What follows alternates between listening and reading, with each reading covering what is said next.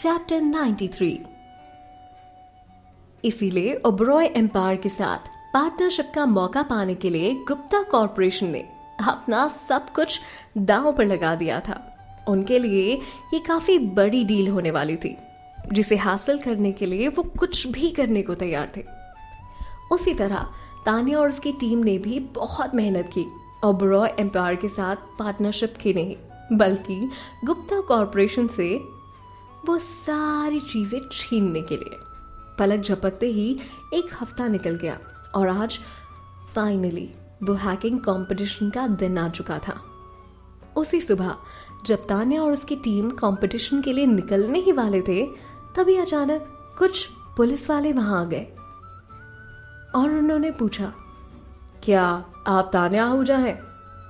किसी ने आपके खिलाफ उन्हें बदनाम करने की रिपोर्ट लिखवाई है, तो आप प्लीज आगे की इन्वेस्टिगेशन में हमारा साथ देने के लिए हमारे साथ पुलिस स्टेशन चलिए।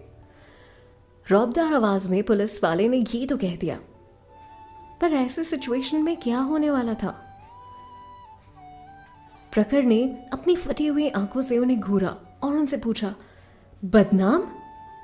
आपको जरूर कोई गलतफहमी हुई है सर, मेरी बहन ने ऐसा कुछ नहीं किया है। तान्या आहूजा ने एक रिपोर्ट लिखवाई थी कि उनके कार एक्सीडेंट और उनके पापा की डेथ के पीछे बबीता आहूजा और आरती गुप्ता का हाथ था। यही इल्जाम उन्होंने ओबरॉय परिवार के पार्टी में भी उन पर लगाया था।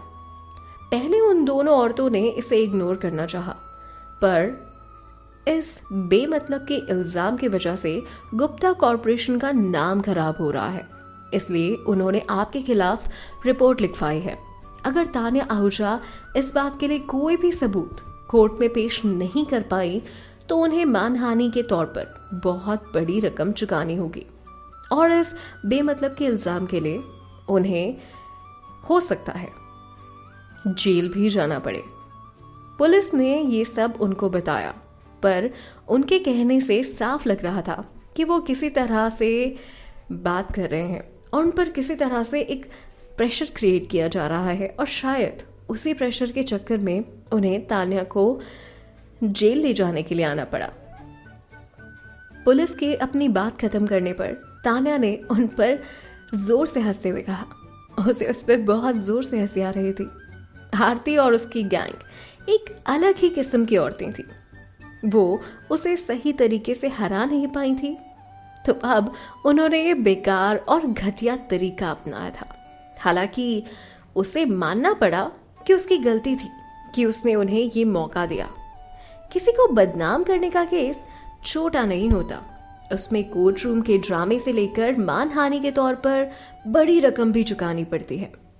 हालांकि ज्यादातर केस कोर्ट रूम के बाहर ही सेटल कर दिए जाते हैं, बशर्ते कोई इंसान अगर ये करना चाहे तो।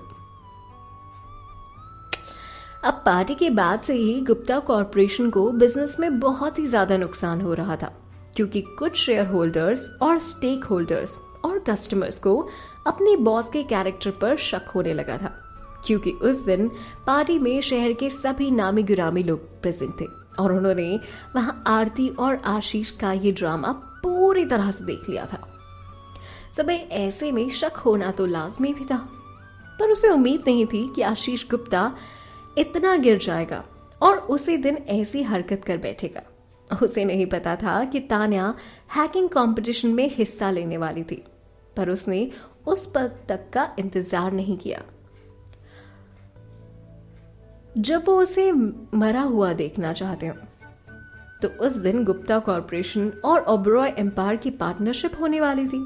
अगर नहीं भी होती तो कुछ दिन बाद उसका हारना तो तय ही था और ये होने ही वाला था। तो उसी दिन उन्होंने वो केस जानबूझकर इसलिए किया हो। इसके दो कारण हो सकते हैं।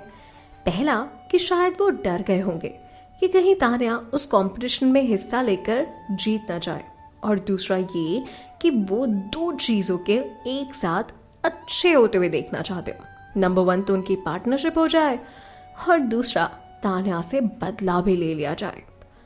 और फिर अगर वो पार्टनरशिप होने के बाद उस पर वो चार्ज लगाते तो ऐसा लगता जैसे वो अपनी रेपुटेशन के कारण उसे परेशान कर रहे हों। इसीलिए उन्हें लगा हो कि ये एक सही मौका था। सच कहें तो तान्या को उनके इस तरह के केस से कुछ ज्यादा फर्क नहीं पड़ रहा था, बल्कि उसने तो इससे भी बुरे की उम्मीद की थी। इनफैक्ट उसके पास इसके इल्जाम से बचने के सबूत भी थे। हालांकि अभी वो सब दिखाना बहुत जल्दी हो जाता, पर क्या कर सकते थे। उन सबूतों से बबीता को ही नहीं बल्कि आशीष गुप्ता और आरती को भी बहुत नुकसान उठाना पड़ता। और इतनी जल्दी आना, उनको अपने सारे कार्ड्स बिल्कुल भी नहीं दिखाना चाहती थी तान्या। पर सिचुएशन भी ऐसी थी, अगर वो कोई और दिन होता तो शायद तान्या उनको सबक सिखाने के लिए कुछ ना कुछ प्लान जरूर करती। पर उस दिन कैसे होता? उस दिन तो उसे हैकिंग कंपटीशन में हिस्सा लेना था, जो उसके लिए सबसे बड़ी प्रायोरिटी थी। उनके सॉफ्टवेयर ने इंटरनल टेस्टिंग पास कर ली थी, तो अब समय था कंपटीशन में हिस्सा लेकर अपनी जगह बनाने का। पर उसके मेन प्रोग्रामर के बिना वो कैसे जीत सकते थे? ये सवाल अब भी बहुत गहरा था। ये सारी बातें प्रखर के दिमाग में भी घूम रही थी, इसलिए उसने पुलिस वालों को चिल्लाकर कहा, ये सब गलत है। मेरी बहन ने उन पर कोई झूठा इल्जाम नहीं लगाया था। उसने जो कहा सच कहा। तभी तान्या ने उसे चुप कराते हुए कहा, प्रखर, तुम सारांश के साथ जाकर कंपटीशन में हिस्सा लो। मैं इनके साथ पुलिस स्टेशन जाती हूँ। प्रखर से रिक्वेस्ट करते हुए बोलने लगा, दीदी आप इनके साथ नहीं जा सकते। हम ये आपके बिना नहीं कर पाएंगे। आप समझो, आपका यहाँ होना ज्यादा इंपॉर्टेंट है दीदी।